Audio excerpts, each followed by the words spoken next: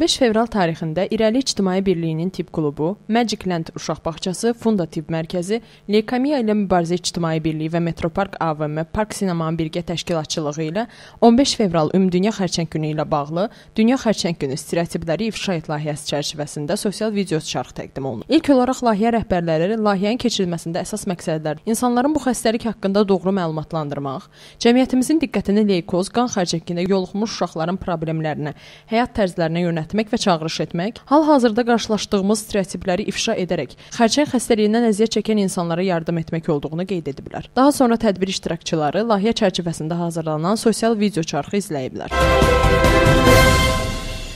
19 fevral tarixində İrəli Təlim və Karyera Mərkəzinin təşkilatçılığı ilə Divan Express Bakı Oteldə NLP, Neurolingvistik proqramlaşdırma layihəsinin açılış mərasimi baş tutub. Açılış mərasimində İrəli Təlim və Karyera Mərkəzinin rəhbəri Nihat Allahyarlı, beynəlxalq NLP masteri olan Babək Bayramov və layihədə iştirak hüququ qazanmış gənclər iştirak edib.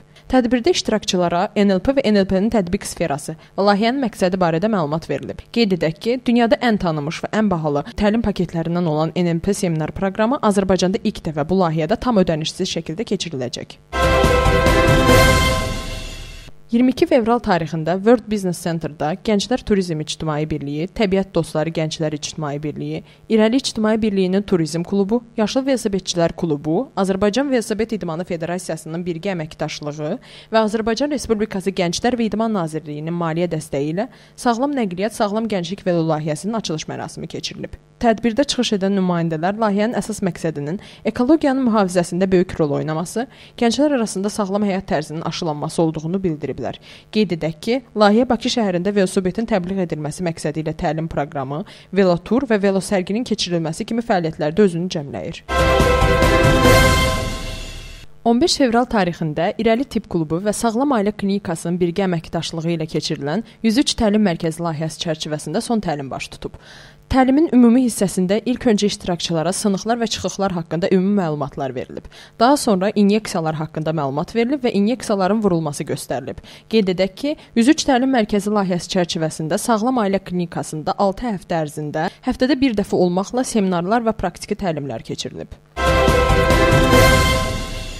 24 fevral tarixində Xocalıya Ədalət, Beynəlxalq Təbliğat və Məlumatlandırma Kampaniyasının 5 illik fəaliyyətinin yekunları və gələcək planları ilə bağlı tədbir keçirilib.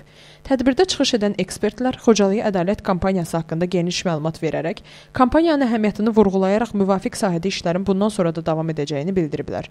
Daha sonra son 5 ildə Xocalı faciəsi haqqında həqiqətlərin dünya ictimaiyyətinə çatdırılması istiqamətində görülən işlərə dair elektron təqdimat keçirilib.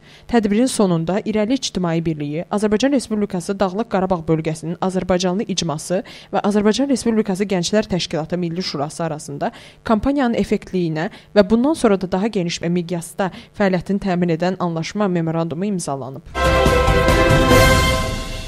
25 fevral tarixində İrəli İctimai Birliyinin sədri Rauf Mərziyev, mərkəz və klub rəhbərləri, fəallar faciənin 22-ci il dönümü ilə əlaqədar Xocalı abidəsini ziyarət ediblər. Abidənin önünə gül dəstələri düzülüb və soyqırım qurbanlarının xatirəsi ehtiramla yad edilib. Qeyd edək ki, İrəli İctimai Birliyi hər il 26 fevral Xocalı soyqırımı ilə bağlı gənclərin maarifləndirilməsi və bu gün haqqında dünya ictimaiyyətinə informasiyanın çatdırılması məqsədi ilə silsilə tədbirlər həyata keçirir.